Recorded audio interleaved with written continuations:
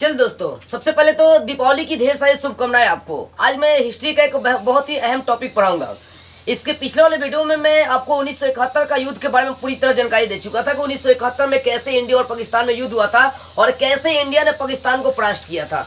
आज हम लोग देखेंगे आखिर बांग्लादेश का उदय कैसे हुआ था, मतलब बांग्लादेश जो पहले पाकिस्तान के साथ ही जुड़ा था वो एक नई देश के साथ कैसे उभर कर आया। तो आज हम लोग राइज ऑफ बांग्लादेश मतलब बांग्लादेश के उदय के बारे में चर्चा करेंगे। आखिर बांग्लादेश नाम शब्द आया कैसे। देखो, सबसे पहली बात आप ये जानिए कि 1947 में हम लोग का देश आजाद हुआ था और उसी समय दो देशों में बंटवारा हो गया इंडिया का, एक पाकिस्तान और दूसरा था हिंदुस्तान। ठीक है ना। तो यहाँ पर मुस्लिम ने अपना देश बना लिया जिसका नाम पड़ गया था पाकिस्तान, और साथ में पूरी तरह से छूट थी कि जो पाकिस्तान में जाना चाहता है पाकिस्तान में जा सकता है, जो हिंदुस्तान में आना चाहता है वो हिंदुस्तान में आ सकता है। तो यहाँ के मुस्लिम कुछ पश्चिम में चले गए, कुछ पूर्व भाग में चले आए। तो दो तरह का पाकिस्तान बना था उस समय। एक तो बना था पश्चिमी पाकिस्तान और दूसरा बना था पूर्वी पाकिस्तान, जो बाद में आगे चलकर बांग्लादेश इसका नाम पड़ गया। 1971 में बांग्लादेश पूरी तरह से आजाद हो गया और एक स्वतंत्र देश बना लिया। ये पाकिस्तान की करतूत की वजह से एक नया देश उभर कर आया, अन्यथा आज पाकिस्तान जो था ना एक शक्तिशाली देश माना जाता। देखो, हम लोग बात करें आखिर बांग्लादेश का उदय हुआ तो हुआ कैसे। इससे पहले हम लोग बात करते हैं 1970 की। देखो, 1970 में ये जो था ना ये पाकिस्तान, ये इसको हम बोले पश्चिमी पाकिस्तान, इसको बोलेंगे पूर्वी पाकिस्तान। उस समय ये दोनों एक ही था और यहाँ वाले जो पाकिस्तानी थे ये थोड़ा सा क्या था, बांग्लादेश वाले बांग्ला भाषा यूज करते थे बहुत ज्यादा। यहाँ के जो पूर्वी पाकिस्तान के लोग थे और ये जो पश्चिमी पाकिस्तान के मुस्लिम थे ये उर्दू बोलते थे। और ये जबरदस्ती मतलब क्या ना कि पूर्वी पाकिस्तान के लोगों पर अत्याचार करते थे और कहते थे कि तुम भी उर्दू पढ़ाई करो, बड़ी जोर डालते थे। अब सोचो, यहाँ के लोग बांग्ला बोलते हैं, उन पर उर्दू पढ़ने के लिए, उर्दू हर तरह सीखने के लिए जोर डाली जा रही थी। ये लोग मतलब पूर्वी पाकिस्तान के लोग पूरी तरह से तंग हो गए थे। उन लोगों से पूरी तरह से क्या हो गए थे, तंग हो गए थे। अब ये लोग भी अपना क्या किए थे, संघर्ष कर रहे थे कि नहीं हम लोग अलग होंगे। उसी समय 1970 का दौर आया और इलेक्शन हुआ था प्रधानमंत्री का। देखो, उस समय शेख मुजीबुर रहमान खड़ा हुए थे। कहां से? पूर्वी पाकिस्तान से खड़े हुए थे। अब यहाँ पर समझो, जब पाकिस्तान में मतलब इलेक्शन आया, पीएम का, प्रधानमंत्री का इलेक्शन आया, 1970 में इलेक्शन हुआ था। उस समय जानते हैं ना, पूर्वी पाकिस्तान का शेख मुजीबुर रहमान जो थे ना बहुत मतलब भारी मत से विजेता होते हैं। 169 सीट में 167 सीट लगभग इनको मिल जाती है। किनको? शेख मुजीबुर रहमान को 169 में से 167 इनको सीट मिल जाती है, मतलब भारी मत से विजेता बन जाते हैं प्रधानमंत्री। लेकिन फिर भी अब सोचिए, कहने का मतलब फिर भी इनको जो है ना प्रधानमंत्री नहीं बनाई जाती है। इसलिए नहीं बनाई जाती है, ये जो पश्चिमी पाकिस्तान के लोग थे ये कहते थे ना कि ये सब क्या है, ये सब बांग्ला भाषी है सब, अगर ये प्रधानमंत्री बन जाएगा तो पाकिस्तान का नाम निशान मिटा देगा। इसी कारण से ये जो पश्चिमी पाकिस्तान के मुस्लिम थे ये क्या किए, शेख मुजीबुर रहमान को गिरफ्तार किए, उनको जेल में डाल दिए। अब इसकी वजह से यहाँ के लोग संघर्ष करने लगे। फोकस करिए यहाँ पे। देखो, तो क्या हुआ कि 1970 में ये मतलब क्या इलेक्शन हुआ था प्रधानमंत्री का, जिसमें से शेख मुजीबुर रहमान को 167 सीट मिला था। और यहाँ पर वो भाषण दिए थे 7 मार्च 1971 को। भाषण ये दिए थे कि मैं जब भारी मतों से विजेता हुआ तो मुझको प्रधानमंत्री क्यों नहीं बनाया गया, मुझको मतलब प्रधानमंत्री क्यों नहीं बनने दिया जा रहा पाकिस्तान का। तो इसी को लेकर 7 मार्च को जब भाषण दिए थे, इनको 25 मार्च को पाकिस्तानी सब जो पाकिस्तानी आर्मी था वो सब क्या कि इनको अरेस्ट कर लिया, मतलब गिरफ्तार कर लिया।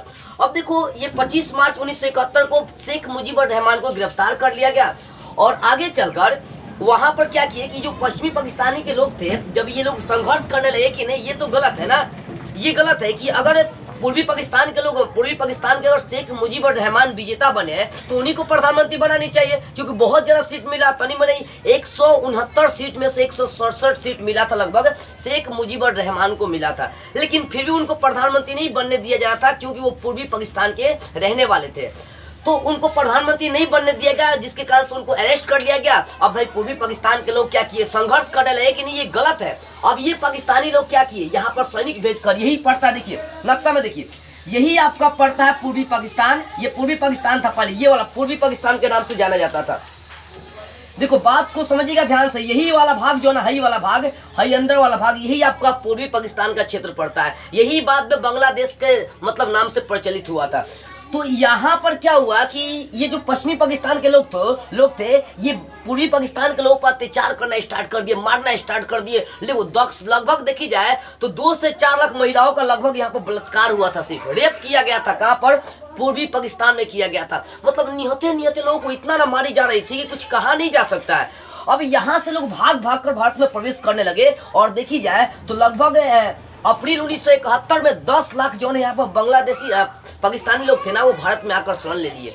मतलब 10 लाख अगर पूर्वी पाकिस्तानी के लोग देखी जाए तो भाग कर कहाँ चले आए, भारत में चले आए। इसलिए चले आए ना क्योंकि ये जो पश्चिमी पाकिस्तानी के लोग था ना, ये टीका जैसा आदमी रखा था। टीका समझते ना, टीका पाकिस्तान के कट्टर मुस्लिम था जो किसी को नहीं देख सकता था। मतलब पहले आंख निकालेगा, कान काटेगा, गोर काटेगा, अंग अंग काट देता था। उस कट्टर आदमी कहाँ भेज दिया, पूर्वी पाकिस्तान में भेज दिया था। अब इसके डर की वजह से सारे लोग भारत में प्रवेश करने लगे और अप्रैल माह 1971 में लगभग 10 लाख पूर्वी पाकिस्तानी भारत में प्रवेश कर गया। और उस समय अपने भारत की प्रधानमंत्री इंदिरा गांधी थी। कौन थी? इंदिरा गांधी थी उस समय भारत के प्रधानमंत्री। तो 1971 में भारत के प्रधानमंत्री इंदिरा गांधी थी। इंदिरा गांधी का नाम सुने होंगे, मैं पहले भी बहुत चर्चा कर चुका हूँ। जब 1971 का युद्ध में आपको चर्चा कर रहा था, समझा रहा था, तो उसमें भी मैं इस बात को बताया था। बशर्ते आज की इस वीडियो में आपको बताऊंगा कि कैसे मतलब बांग्लादेश अलग हुआ, बस यही मैं आपको बात बताऊंगा।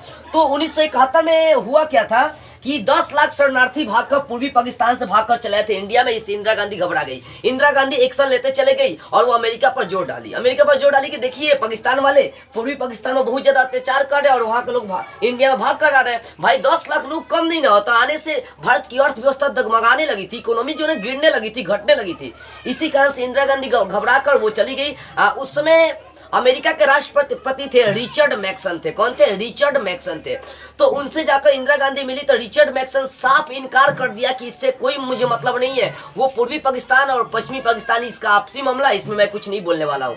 तो इंदिरा गांधी उस समय जवाब दी थी कि आप कुछ एक्शन नहीं लेंगे ना, और हम जब एक्शन लेंगे तो बीच में टपकिएगा नहीं। तो इंदिरा गांधी उस समय जवाब दी थी, ठीक है ना। तो इंदिरा गांधी जब रिचर्ड मैक्सन से अमेरिका के राष्ट्रपति से 1971 में बात करी थी तो वो साफ इनकार कर दिए थे।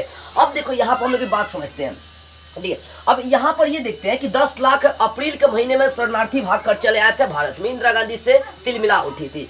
उसके बाद अब इंदिरा गांधी अपना प्लान करने लगती है। प्लान ये करती है ना कि अब कैसे पूर्वी पाकिस्तान में घुसकर मारी जाए। अब देखो यहाँ पर हम लोग बात करते हैं, उसमें भारत का गवर्नर जनरल जो था ना, मानिक राव था। उस समय की बात करो 1971 में। इंदिरा गांधी तत्काल उनको बुलाती है और कहती है कि पाकिस्तान पर अटैक करी जाए, मतलब उन पर धावा बोली जाए, क्योंकि बहुत दिक्कत हो रही है ना। यहाँ से पूर्वी पाकिस्तान से लोग इंडिया में भाग कर आ रहे हैं और ये पूर्वी पाकिस्तान किसी और का नहीं, हम ही लोगों का हिस्सा है। 1947 के बाद ये सब 2 भागों में बंट गया था। तो यहाँ से हुआ क्या कि अब मानिक राव के संग इंदिरा गांधी अपना प्लान करना स्टार्ट कर दी। वो प्लान बनाना स्टार्ट कर दी तो मानिक राव बोला कि देखिए अभी अप्रैल का महीना चल रहा है और ये क्या ना कि बरसात के सब मौसम है, हम लोग का जो सैनिक है वो पूरी तरह से तैयारी नहीं है।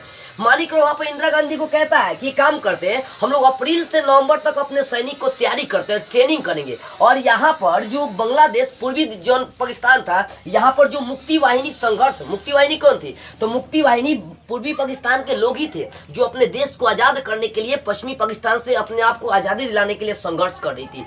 तो यहाँ पर मानिक राव बोला कि काम करते हैं, अभी तो भाई बहुत फैसला ना अप्रैल से नवंबर आने में।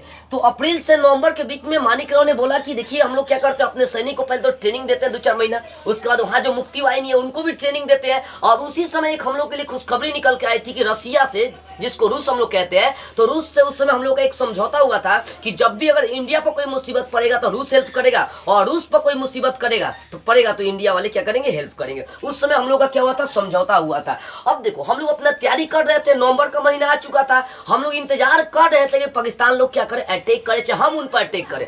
हम लोग सोच ही रहे थे कि पाकिस्तान पर अटैक करे, तब तक पाकिस्तानी लोग 3 दिसंबर को हम ही लोग पर अटैक कर दिया।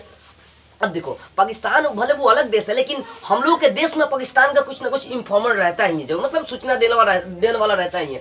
अब यहाँ पर राजस्थान का एक क्षेत्र पड़ता है, राजस्थान का जैसलमेर का एक लोंगे वाला पोस्ट पड़ता है। फिल्म आप देखे होंगे बॉर्डर सनी देओल का, उसमें मेजर कुलदीप सिंह उनका नाम है। 120 वहाँ पर सैनिक रहते हैं। 1971 के युद्ध में मैं बता चुका हूँ, एक फिल्म भी बन चुका है। यहीं पर राजस्थान के जैसलमेर में लोंगे वाला पोस्ट पड़ता है।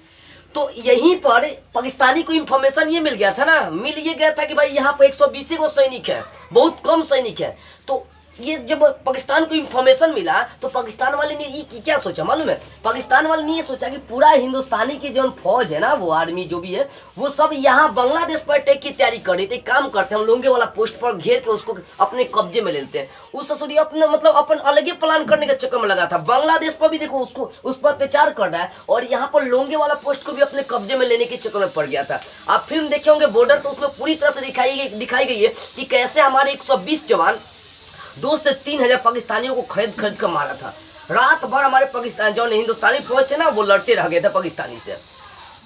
देखो यहाँ पर तो मैं यहाँ पर आपको ये बता रहा हूँ कि लोंगे वाले पोस्ट पर क्या किया, वो अटैक करने का प्लान बना लिए लोग। वो लोग इंफॉर्मेशन ये मिला था ना कि यहाँ पर हमारे कम सैनिक है, तो हम लोग यहाँ पर कम सैनिक है। अरे हम लोग पास कम सैनिक नहीं, हम लोग जानबूझकर वहां पर कम लगाए थे। तो 3 दिसंबर को लोंगे वाला पोस्ट पर अटैक कर दिया और 4 दिसंबर 1971 को हम लोग पाकिस्तान को धो धा के वहां से भगा दिए। अब देखो 4 दिसंबर को हम धो धा के भगा दिए हम लोग तो 5 दिसंबर को हम लोग क्या किया, कराची पड़ता है, और कराची में हम लोग क्या किए, बम विस्फोट कर दिए, जिसके कारण से यहाँ के जो कराची के जो लोग थे वो सब ग्वाडर, जिसको बलूचिस्तान के नाम से हम लोग जानते हैं, वहां पर जाकर सभी को शरण लेनी पड़ी थी।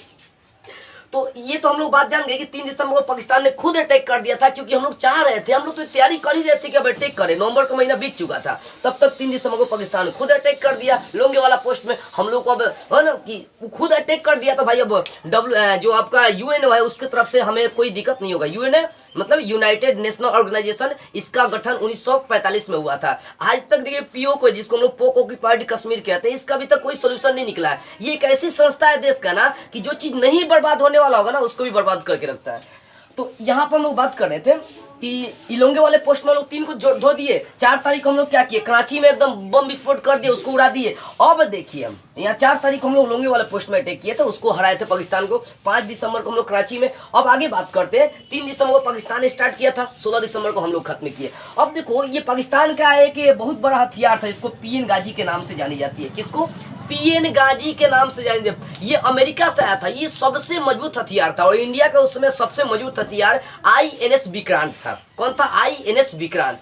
अब देखो पाकिस्तान वाले क्या सोचता है ना कि ये काम करते हैं, इसका जो INS विक्रांत है इसको खत्म करने के लिए हम अपना PNS गाजी भेजते हैं। तो पाकिस्तान वाला PNS गाजी भेजता है, लेकिन इंडिया वाले चालाकी से क्या करते हैं, उसको PNS गाजी को विशाखापट्टनम में बुलाकर, यहाँ पर पड़ता है नक्शा में देखिए, यहाँ पड़ता है विशाखापट्टनम, तो विशाखापट्टनम बुलाकर INS राजपूत से हम लोग क्या करते हैं, पीएन गाजी को मरवा देते हैं। और पीएन गाजी जब मरवा देते हैं ना, तो पाकिस्तानी लोग बिखला जाता है साफ की, तो हम लोग को सबसे मजबूत हथियार को मार दिया इंडिया वाले। तो उसके बाद क्या होता है कि जो पाकिस्तान था ना, ये अमेरिका में इस मुद्दा को लेकर चला जाता है कि देखिए आपके सबसे मजबूत हथियार PNS गाजी को इंडिया वाले ने क्या किया है, INS राजपूत से मार डाला है। तो अमेरिका सुनकर और बिखला गया, वो यूएन में इस बात को लेकर चला गया। बात थी घर की, लेकिन पूरे देश में ये धीरे धीरे फैलना स्टार्ट हो गया था। तो यूएन में जब लेकर गया तो भाई रसिया और अमेरिका दोनों एक दूसरे का प्रतिद्वंदी है, ना रसिया अमेरिका को देखेगा, ना अमेरिका रसिया को देख सकता है। तो अमेरिका ने इस बात को जब उठाया कि जो हिंदुस्तान है ना वो पाकिस्तान पर अत्याचार कर रहा है, झूठ बोल रहा था जाकर वो, तो रसिया को जब मालूम चला तो वेटो लगा दिया। वेटो एक ऐसा पावर है जिसके तहत आप किसी भी फैसले को नकार सकते हैं।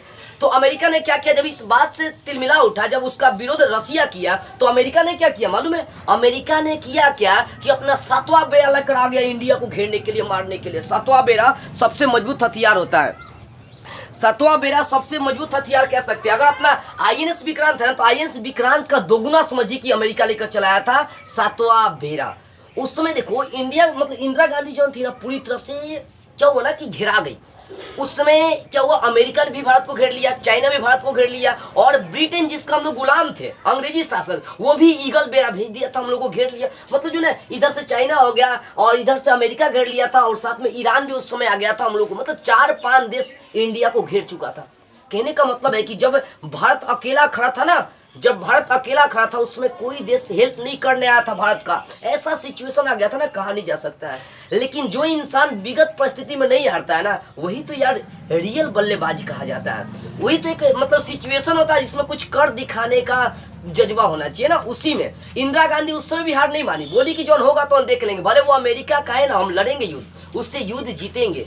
INS विक्रांत को खड़ा कर दी, अमेरिका 7वां बेड़ा लेकर खड़ा हो गया। उस कंडीशन में इंडिया के खिलाफ कौन कौन थे, तो अमेरिका था, चीन था, ईरान था और ब्रिटेन भी था। मतलब 4-5 देश जो था ना इंडिया को पूरी तरह से घेर लिया था। अब सोचिए इंडिया मतलब बीच में, इधर से चीन हो गया, इधर से ब्रिटेन हो गया, इधर से अमेरिका घेर लिया था, बीच में पड़ा था इंडिया। और उस समय हम लोग क्या ना हथियार के मामले में बहुत कमजोर थे, ठीक है ना। तो उस समय की यदि हम लोग बात करते हैं तो हम इंदिरा गांधी उस समय हेल्प मांगी थी रसिया से। रसिया से जाकर बोली इंदिरा गांधी की देखिए ना वो अमेरिका, चाइना, ईरान और ये ब्रिटेन, ईगल बेड़ा, ये सब 7वां बेड़ा लेकर हम लोग को घेर लिया। तो रसिया एक ही बात बोला, अब काहे को घबरा रही है इंदिरा गांधी जी, वो 7वां बेड़ा लेकर है ना, वो ईगल बेड़ा ना लेकर, हम 40वां बेड़ा लेकर चले आ रहे हैं। मतलब देखो ये क्या ना कि अमेरिका 7वां बेड़ा लेकर आया था, रसिया जो था ना एक बार उसका तिगुना चौगुना पचगुना लेकर चलाया। देखते हो क्या करता है रसिया। उसमें भारत का मदद करने के लिए आगे आया और 1-2 हथियार नहीं 40वां बेड़ा लेकर खड़ा हुआ था। अब देखो जब रसिया आया इंडिया के हेल्प करने के लिए तो चीन रास्ते में से भाग गया, ब्रिटेन ने अपना ईगल बेड़ा रास्ते में से लेकर भाग गया, ईरान भी रास्ते में से भाग गया, बचा एक देश था अमेरिका। अमेरिका सामने खड़ा था किसके, रसिया के। रसिया बोला कि देखो अगर इंडिया पर एक बम भी चलाओगे ना तो समझो कि तुम क्या कर, मतलब समझो कि तुम रसिया से अपना दुश्मनी मोल रहे हो। कौन बोला, रसिया बोला कि एक यदि तुम अपना बम चला दिए ना इंडिया पर तो समझ लेना कि ये दुश्मनी तुम्हारे इंडिया से नहीं है, ये रसिया से है। और उसी समय तो हम लोग का रसिया से समझौता भी हुआ था, इसी कारण से रसिया हम लोग के काम आ गया। देखो रसिया ही एक ऐसा हम लोग का दोस्त है ना जो शुरू से अंत तक हम लोग के काम आता रहा। हम लोग यहाँ बात करते हैं तो उस समय रसिया हमारा साथ दिया और अमेरिका भी क्या हुआ, उनके रसिया के डर से वापस भाग गया था। अपना 40वां बेड़ा क्या करता, उसके पास 7वां बेड़ा था, रसिया के पास 40वां बेड़ा था। दोनों में युद्ध होता तो अमेरिका को हारना पड़ता बुरी तरह से। शक्तिशाली देश इसी कारण से अमेरिका माना जाता है ना, क्योंकि उसके पास बहुत मजबूत हथियार है रसिया के पास।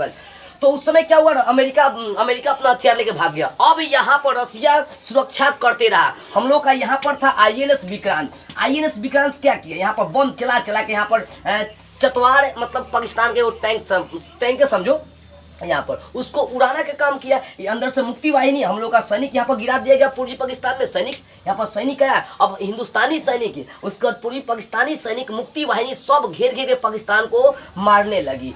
उसके बाद हमारे यहाँ की इंडिया के जगजीत सिंह अरोड़ा लेफ्टिनेंट जनरल थे। उन्होंने क्या किया, पाकिस्तान का यहाँ जो मेन लेफ्टिनेंट जनरल था उनका नाम था A.A.K. नियाजी। क्या नाम था, A.A.K. नियाजी। उसको 15 से 20 मिनट का टाइम दिए, बोले कि जल्दी तुम अपना हथियार डाल के सामने आ जाओ, नहीं तो इसका परिणाम बहुत मतलब इसका खामियाजा बहुत बुरा भुगतना पड़ेगा। कौन, हमारे इंडिया के लेफ्टिनेंट जनरल गवर्नर बोले थे जगजीत सिंह अरोड़ा कि तुम लोग क्या करो, हथियार डाल के सामने आ जाओ। तो बेचारे ये A.A.K. नियाजी क्या किया, अपना हथियार डाल दिए और 93,000 पाकिस्तानी सर झुका के हम लोग के सामने आए। 93,000 हम लोग झुका दिए। सोचो इंडिया की कितनी ताकत है, फिर भी ये पाकिस्तान मानता नहीं है। हमेशा मतलब कुछ ना कुछ मुद्दा लेके इंडिया से लड़ते रहता है, झगड़ते रहता है। मतलब इंडिया से इसका समझो कि जाति एक तरह से ऐसा दुश्मनी होगा ना, कह नहीं सकते हैं। किसी और देश से युद्ध नहीं करेगा ये। जैसे चाइना है, अभी चाइना में जो सिंगियांग ये जो क्षेत्र पड़ता है, सिंगियांग यहाँ पर मुस्लिम का क्षेत्र पड़ता है ना, तिब्बत के ऊपर पड़ता है सिंगियांग।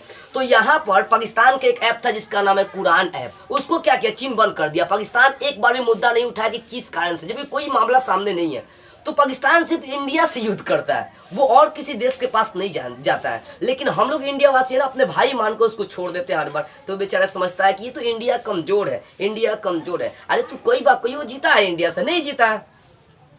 तो उस समय हम लोग क्या किए, पूरे पाकिस्तानियों के बाद 93,000 पाकिस्तानियों को झुका दिए और मार के यहाँ से हम लोग भगा दिए। तब ये एक अलग देश बन गया उसी समय से, जिसका नाम पड़ गया बांग्लादेश। यानी 1971 के बाद एक नया देश आ गया इस दुनिया में, इस वर्ल्ड के मैप पर, जिसका नाम पड़ा था बांग्लादेश। तो बांग्लादेश कोई अलग देश नहीं था, ये था पाकिस्तान का हिस्सा। एक था पश्चिमी पाकिस्तान और दूसरा था पूर्वी पाकिस्तान। तो पूर्वी पाकिस्तान एक नया देश बना पाकिस्तान की गलती की वजह से। क्योंकि देखो अभी अगर देखी जाए तो ये बांग्लादेश जो है ना, इस पश्चिमी पाकिस्तान से बहुत आगे है, हर मामले में आगे है। जबकि ये पाकिस्तान कर्जों तले दब चुका है, साला खाने का मोहताज है। ये अपने लोगों को सिखाता है ना, 100 दाने में से 9 दाने अगर बचा लेंगे ना तो समझो कि बहुत ज्यादा हमारी महंगाई जो है ना, महंगाई कम हो सकती है। खाने के लिए मैं एक वीडियो भी बनाया था कि पाकिस्तान में आखिर इतनी महंगाई क्यों होती जा रही है। उसमें ये सारी बातें मैं आपको समझाया था। तो समझ में आ रही है, ये पश्चिमी पाकिस्तान की गलती थी कि यहाँ के पूर्वी पाकिस्तान के लोगों पर बहुत ज्यादा अत्याचार करते थे, जिसके कारण से इंदिरा गांधी के नेतृत्व में एक नया देश सामने आया था जिसका नाम पड़ा था बांग्लादेश। क्या पड़ा था? बांग्लादेश। क्या नाम पड़ा था? बांग्लादेश। और उसी समय से एक नया देश बन गया, वर्ल्ड के मैप पे एक नया देश आ गया जिसका नाम पड़ा था बांग्लादेश। तो राइज ऑफ बांग्लादेश यानी बांग्लादेश का उदय कैसे हुआ, ये वर्ल्ड मैप पर कैसे आपको समझ में आ गई। ये पश्चिमी पाकिस्तान पूर्वी पाकिस्तान दोनों एक ही देश थे, पाकिस्तान का हिस्सा थे, बशर्ते फर्क इतना था कि यहाँ पर उर्दू बोलने वाले पश्चिमी पाकिस्तान में लोग थे और पूर्वी पाकिस्तान में बांग्ला बोलने वाले लोग थे। अब ये पश्चिमी पाकिस्तान के लोग पसंद नहीं करते थे पूर्वी पाकिस्तान के लोग, ये शुरू से चाहते थे कि हमें वो अलग देश बना ले। इंडिया वाले देखो, ये पाकिस्तानी हमेशा यही ना सोचता है कि मतलब ये हमेशा बल तले जीतना चाहता है युद्ध को, लेकिन इसको मालूम ही नहीं है कि युद्ध कभी बल से नहीं जीती जाती है, बुद्धि से जीती जाती है। पाकिस्तान इस बात को समझता ही नहीं है और इंडिया से कभी जीत ही नहीं सकता है। तो कुत्ता नहीं, देखो चेहरा कैसा है इसका, देख लीजिए एक बार, किसी लायक चेहरा नहीं है, फिर भी इंडिया से टकराते रहता है। तो आपको समझ में आ गया हो कि आखिर बांग्लादेश का उदय कैसे हुआ, बांग्लादेश वर्ल्ड मैप पर कैसे आ गया। चलिए एक बार फिर मैं आप सभी को दीपावली की ढेर सारी शुभकामनाएं देना चाहूंगा और अच्छे से पटाखे फोड़ते रहिए और संभल का कोई भी कार्य करिएगा। ओके बाय, फिर मिलते हम लोग एक नई वीडियो में।